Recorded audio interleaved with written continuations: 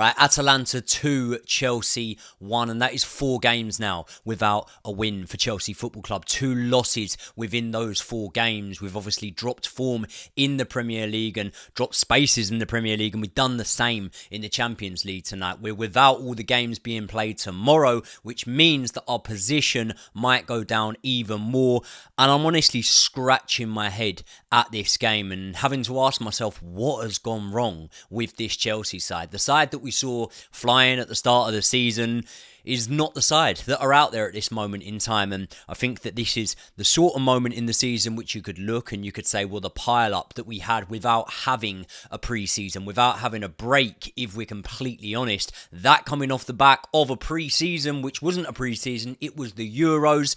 At the same time as that's affected so many clubs. There were a few teams in the Club World Cup that aren't slumping at this moment in time like Chelsea are, and it's very, very hard to put your finger on it, especially on a night like tonight when we have Moises Caicedo back in the team, especially on a night like tonight where, yeah, I understand we're still without Levi Colwill, Cole Palmer, but at the same time, we didn't go that weak with the starting lineup or with our substitutes, and at the end of the day, I think if the context wasn't there of the defeats and the miserable results that we've suffered up until now in the last couple of games, I think you could look at tonight and you could go, well, Atalanta were a really good side. They were better than I had given them credit for. In the pre-match preview, obviously, I spoke about their league form not being that good, them being draw merchants. Listen, I'm not going to go back on it, but ultimately, they rocked up tonight and they played better football than Chelsea Football Club. Let's have a little recap of the game itself. But people, before we do me a massive favour, smash a like on the video right now, even if you don't feel like it.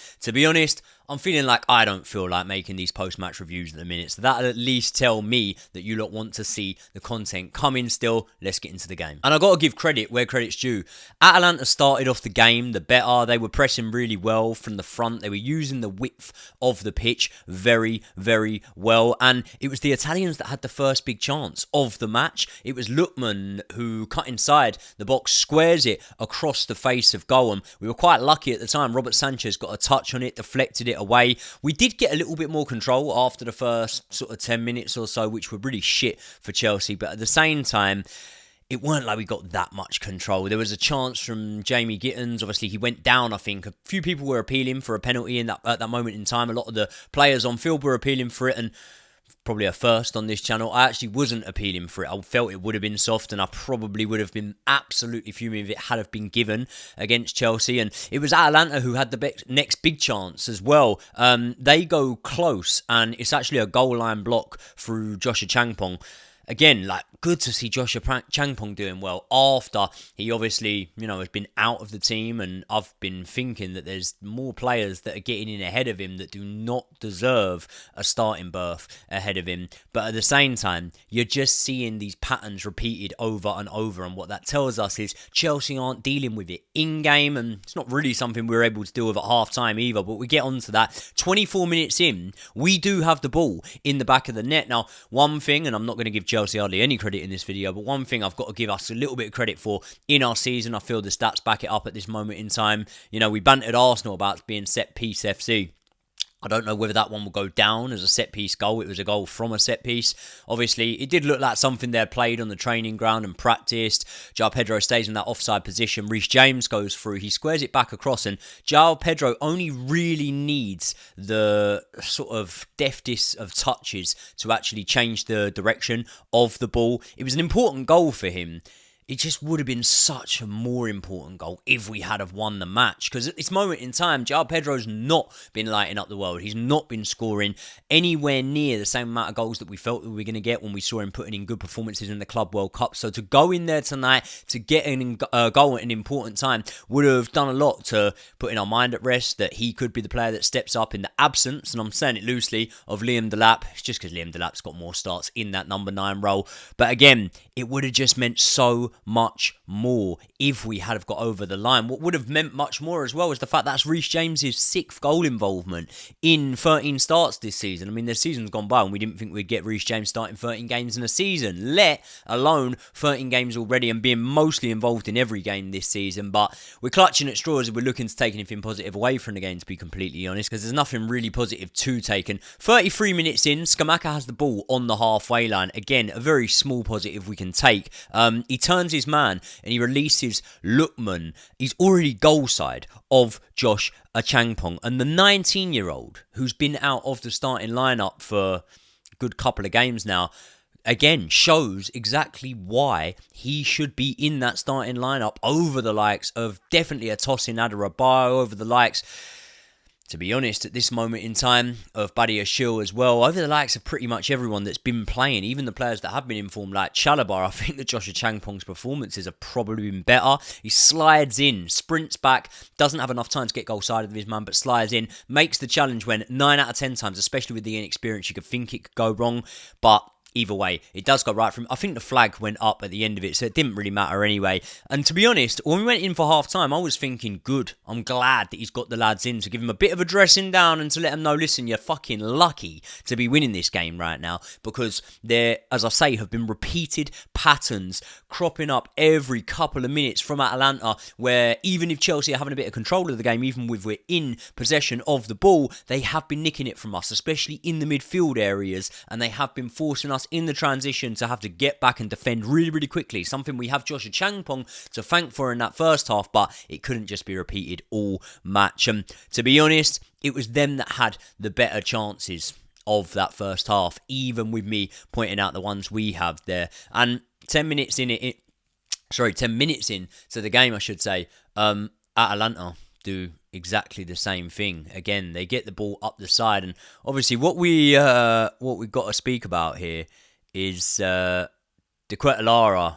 He literally, from when he was on the field, had Cucurella in this game. I sat there and said that Bukayo Saka never had Cucurella in that game. There was a few people saying, Saka pocketed Cucurella. That was bollocks. He didn't.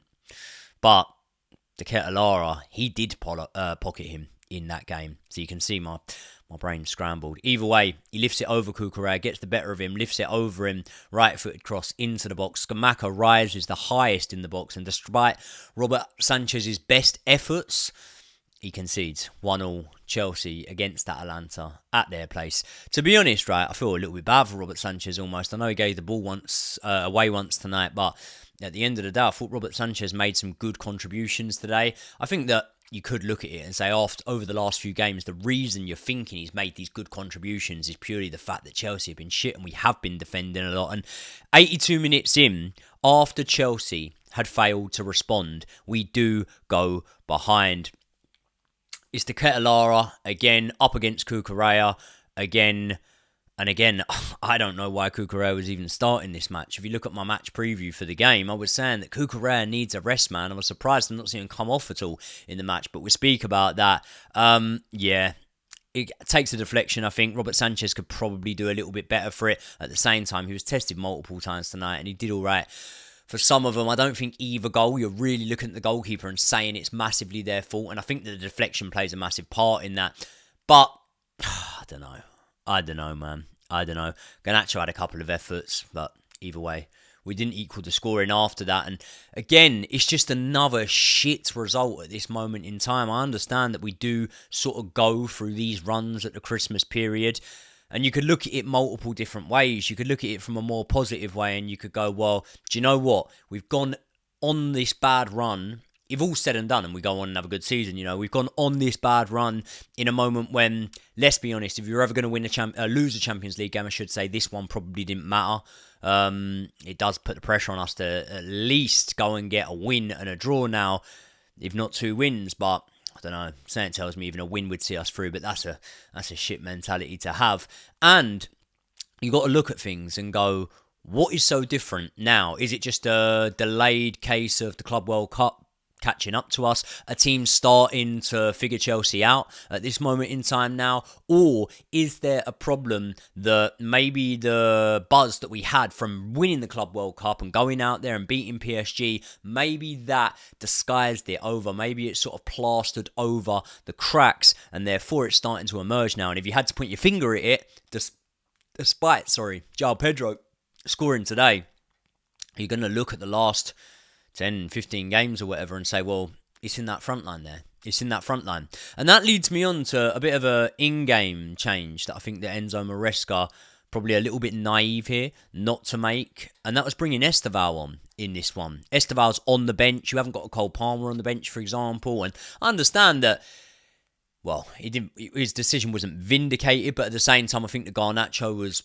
one of our better attacking players once coming onto the field. He looked like the most likely to score. But when you've got an Esteval on the bench, a man that has won you games this season, a man that has come on when he wasn't expected to be playing or he didn't start the match and he's done good things, I don't know why you don't turn to him. I don't know why you don't, because the chances we created just purely came from really, really wanting a goal. It wasn't like it was anything too classy either way. I mean, Reece James had a couple of chances, put them wide, and to be honest, when Reece James is putting chances wide, I kind of knew we weren't going to be in that match, to be completely honest with you. Cole Palmer will obviously come back in for the next game. I think that Esteval should be back in there for the next game, but the problem is when you're losing games and you're not picking up the points you desire, then you do become a tinkerman yourself, because you're thinking, right, how can I fix this? And sometimes it can be personnel. It can be down to the slightest change. I hope that this is something that we improve on pretty quickly. I mean, when we speak about changes for the Premier League games, I know he's gone out there and got a full 90 today, but fuck me, Joshua Changpong needs to be playing in the next game, didn't he?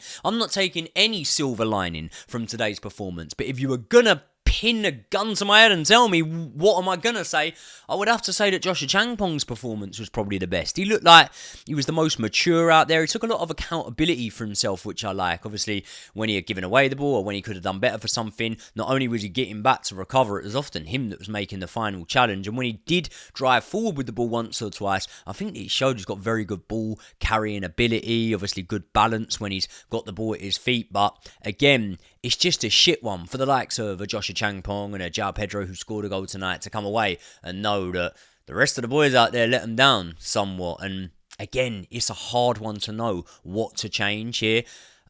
It's another full 90 minutes for Cucurella, as I say. Like, what are we... are we going to find anything out about how the manager feels about João Hato? Obviously, we haven't seen him play. We always knew he was going to be playing second fiddle to Cucurella, but at the same time, I kind of look at Cucurella's performance tonight and look at the fact that he's been starting games week in, week out and playing 90 minutes for a lot of them and getting stuck right in. When Caicedo's not there especially, he's tasked with doing a lot of that dirty work. When I look at him, I just kind of think, was a full 90 needed for him tonight? Was it? I mean, he did have the better got of him for both goals in that one, and I'm not going to come out and ever throw a Cucurella under the bus because I think his contribution to us has been amazing, to be completely honest, and I think for everything bad he's done like tonight, he's had good games, but at the same time, maybe the manager needs to take him out of the firing arm and rest his legs a little bit because he's had a lot of football, and when you have gone and signed a player like João Hato in the summer, there's obviously going to be the question marks of why can he not get a look in, Why can he not get a look in? I don't know. People, you let me know. It's a shit one, man. But we'll be back for the Everton preview. We'll get that out hopefully later on in the week. And I think we're going to need a different starting lineup to the one that started today. So let's see how things go until then. But another shit one. People, in a bit.